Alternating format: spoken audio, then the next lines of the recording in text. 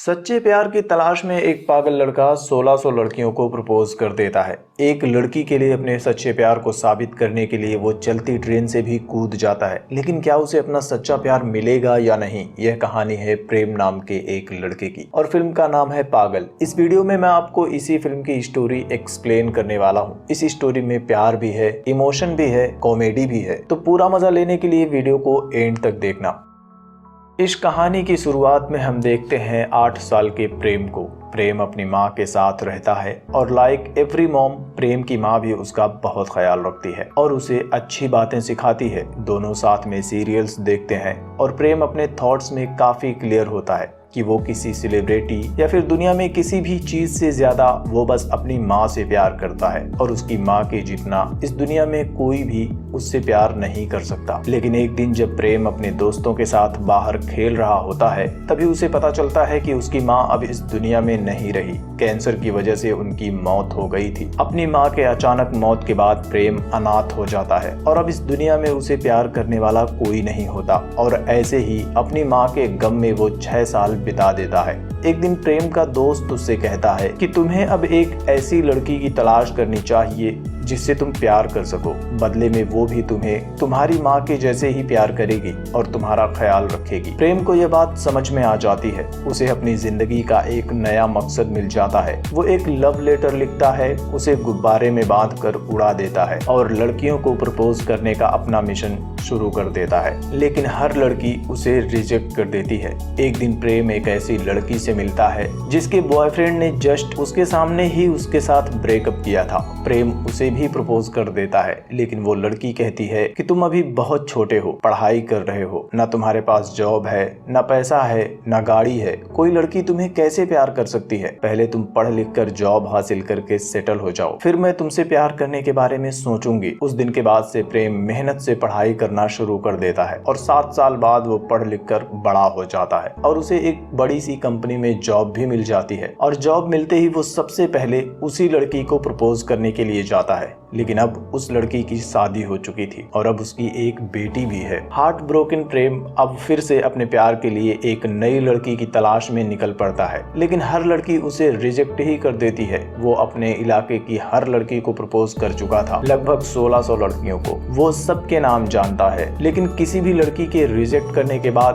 प्रेम ने कभी भी उस लड़की का पीछा नहीं किया। लेकिन मैं ये सोचकर हैरान हूँ कि 1600 लड़कियों को प्रपोज करने के बाद भी उसे किसी ने पीटा क्यों नहीं। खैर, एक दिन उसके फ्रेंड्स उसे बैजाग जाकर अपने लिए लड़की ढूंढने की एडवाइस देते हैं और प्रेम प्यार की खोज में बैजाग चला जाता है। बैजाग में प्रेम अपने लिए एक लड़की ढूंढ रहा होता है और उसे सड़क पर कुछ लड़के एक लड़की राधा को छेड़ते हुए दिख जाते हैं। प्रेम को उन लड़कों द्वारा राधा को छेड़ना बुरा लगता है और राधा के सामने प्रेम उन लड़कों की पिटाई करता है। राधा उससे इम्प्रेस हो जाती है और प्रेम भी राधा को प्रपोज कर देता है। राधा उसे सोचकर जवाब देने के लिए कहती है और उसके साथ घूमना शुरू कर देती है। राधा को भी प्रेम से प्यार हो जाता है और फाइनली एक दिन राधा उसे कॉफी शॉप में प्रपोज करने वाली होती है। लेकिन उसी वक्त कॉफी शॉप में टीवी पर मोगली रेकुलू नाम का एक सीरियल चल रहा होता है। यही सीरियल प्रेम अपनी माँ के साथ भी देखता था और राधा को जब पता चलता है कि प्रेम को सीरियल्स देखने का शौक है, तो राधा उसे प्रपोज करने के बजाय उसे रिजेक्ट करके चली जाती है। अगले दिन अपने दोस्त की एडवाइस पर प्रेम फिर से म्यूजिक कॉलेज के बाहर ब्रॉड माइंडेड लड़की की तलाश शुरू कर देता है और वहां प्रेम को मिलती है सोफी, जिसे देखते ही प्रेम उसे प्रपोज कर देता है। सोफी भी उसके साथ घूमना शुरू कर देती है, उसके साथ शॉपिंग करती है और सोफी को इम्प्रेस करने के लिए प्रेम उसकी हर विश पूरी करता रहता है। लेकिन सोफी का प्लान कुछ और ही था और एक दिन प्रेम को पता चल जाता है कि सोफी का पहले से ही एक बॉयफ्रेंड है और सोफी अब तक प्रेम के साथ रहकर सिर्फ उसका इस्तेमाल पैसों के लिए कर रही थी, क्योंकि सोफी के बॉयफ्रेंड को पैसों की जरूरत थी। सोफी के धोखा देने के बाद प्रेम बुरी तरह से टूट जाता है और पूरी रात ब्रिज के ऊपर ही बिता देता है। अगले दिन प्रेम का एक दोस्त उससे कहता है कि तुम्हें एक ऐसी लड़की को प्रपोज करना चाहिए जो दिखने में एवरेज हो, क्योंकि ऐसी लड़कियों को कोई भाव नहीं देता और ऐसी लड़कियों को पटाना आसान होता है। अपने दोस्त की बात मानकर प्रेम अगले दिन बस स्टॉप पर महालक्ष्मी को प्रपोज कर देता है। महालक्ष्मी दिखने में थोड़ी मोटी और सांवली होती है, इसलिए महालक्ष्मी को कोई भाव नहीं देता था।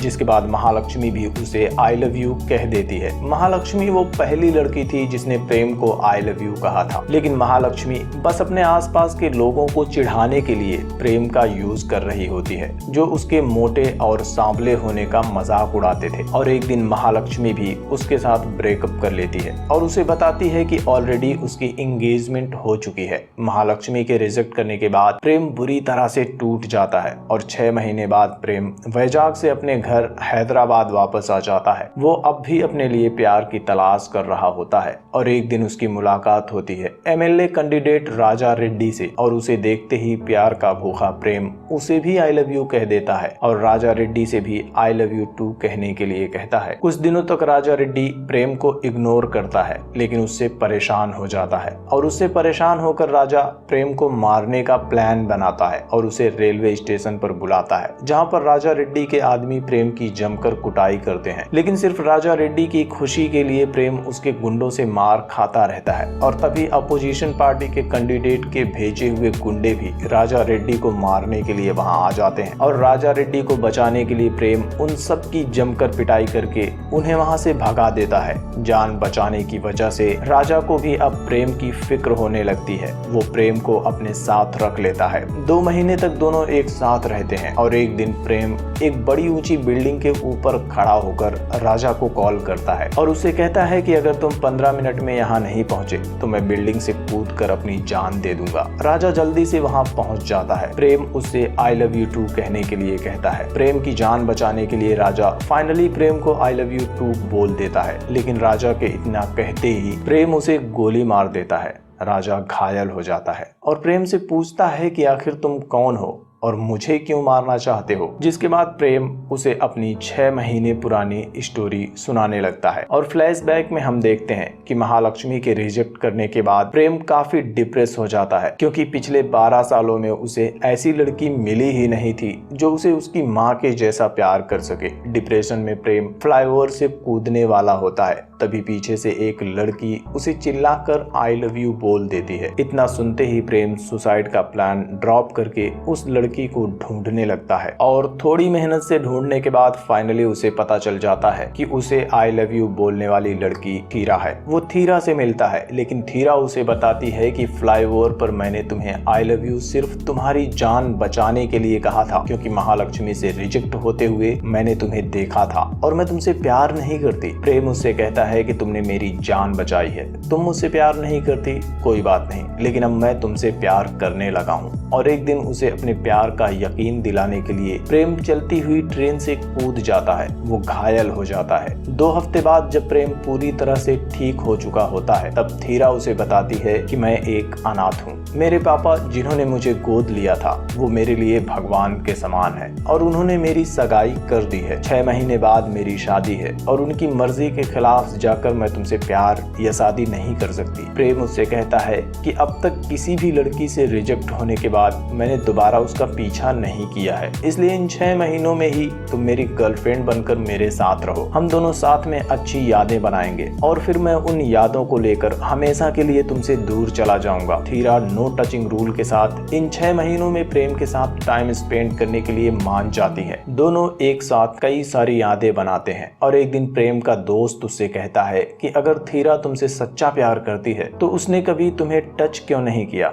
हग क्यों नहीं किया, किस क्यों नहीं किया। जिसके बाद प्रेम के दोस्तों को जेलस फील कराने के लिए थीरा और प्रेम उनके सामने ही ऐसी एक्टिंग करते हैं कि जैसे वो एक हैप्पी कपल है। इसके साथ ही थीरा प्रेम को उसकी एक्स गर्लफ्रेंड्स राधा, सोफी और महालक्ष्मी के सामने भी ऐसी ही एक्टिंग करती है और धीरे धीरे 6 महीने खत्म होने में सिर्फ 6 दिन बाकी रह जाते हैं। थीरा की फ्रेंड उसे याद दिलाती है कि उसकी शादी में अब सिर्फ 6 दिन रह गए हैं। जिसके बाद थीरा प्रेम को इग्नोर करना मिलना शुरू कर देती है। लेकिन थीरा के इस अचानक से कांटेक्ट खत्म कर लेने से प्रेम परेशान हो जाता है और उसे हर जगह ढूंढता है। और दूसरे ही दिन थीरा को ढूंढते हुए थीरा के सामने ही प्रेम का एक छोटा सा एक्सीडेंट हो जाता है। थीरा उसके पास जाती है और उसे बताती है कि 6 महीने पूरे होने में अब सिर्फ 3 दिन बचे हैं और इसलिए मैं तुमसे दूर होने की कोशिश कर रही थी, लेकिन अब इन 3 दिनों को हम अपनी लाइफ का सबसे यादगार दिन बनाएंगे, इसलिए कल सुबह तुम फिर से मुझे हॉस्टल से पिक करने के लिए आ जाना। अगले दिन थीरा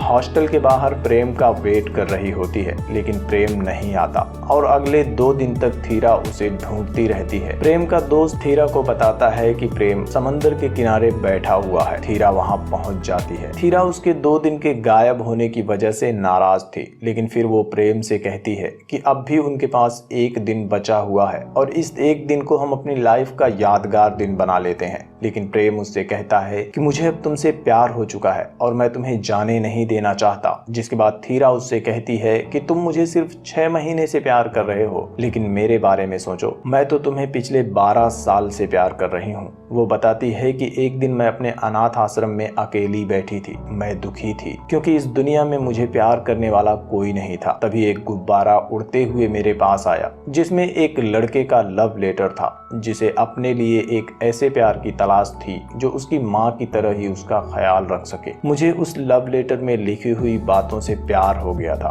और एक दिन मैंने तुम्हें लव लेटर में लिखी हुई लाइनों से एक लड़की को प्रपोज करते हुए देखा। मैं समझ गई कि वो लेटर लिखने वाले तुम ही हो और उस दिन के बाद से मैंने तुम्हारा ही स्कूल ज्वाइन कर लिया और हर वक्त तुम्हारे आसपास ही थी। यहाँ तक कि जब राधा, सोफी और महालक्ष्मी ने तुम्हारा दिल तोड़ा तब भी मैं तुम्हारे आसपास ही थी और इसलिए फ्लाईओवर पर मैंने तुम्हें आई लव यू कहा। सगाई होने के बाद भी 6 महीने तुम्हारे साथ टाइम स्पेंड करने के लिए रेडी हो गई क्योंकि इन यादों की जरूरत तुमसे ज्यादा मुझे है। लेकिन मेरी मजबूरी ये है कि मुझे गोद लेकर परिवार का प्यार देने वाले पिता की मर्जी के खिलाफ नहीं जा सकती। थीरा वहां से अपने घर चली जाती है और उसकी शादी के दिन एक बार फिर से प्रेम उसे कॉल करके आखिरी बार उससे मिलने के लिए घर के बाहर बुलाता है। थीरा आखिरी बार उससे मिलने के लिए उसके पास आ जाती है, लेकिन उसके घर के बाहर जाते ही थीरा के पिता राजा रेड्डी को लगता है कि वो अपने बॉयफ्रेंड के साथ भाग गई है, इसलिए वो अपने आदमियों से थीरा और प्रेम को मारने के लिए कह देता है। राजा रेड्डी के आदमी गाड़ी से थीरा को टक्कर मार देते हैं। कहानी प्रेजेंट में आ जाती है जहां प्रेम ने राजा रेड्डी को गोली मारी थी। प्रेम उसे बताता है कि थीरा अब भी जिंदा है। उस रात थीरा मेरे साथ भागने के लिए नहीं आई थी, वो बस मुझे आखिरी बार देखने के लिए आई थी क्योंकि वो आपके फैसले के अगेंस्ट नहीं जा सकती थी और आपने उसकी जान लेने की कोशिश की। राजा को अपनी गलती का एहसास हो जाता है। वो थीरा से मिलकर उससे माफी मांगता है और प्रेम और थीरा को गले लगा लेता है और इसी हैप्पी एंडिंग के साथ यह कहानी खत्म हो जाती है।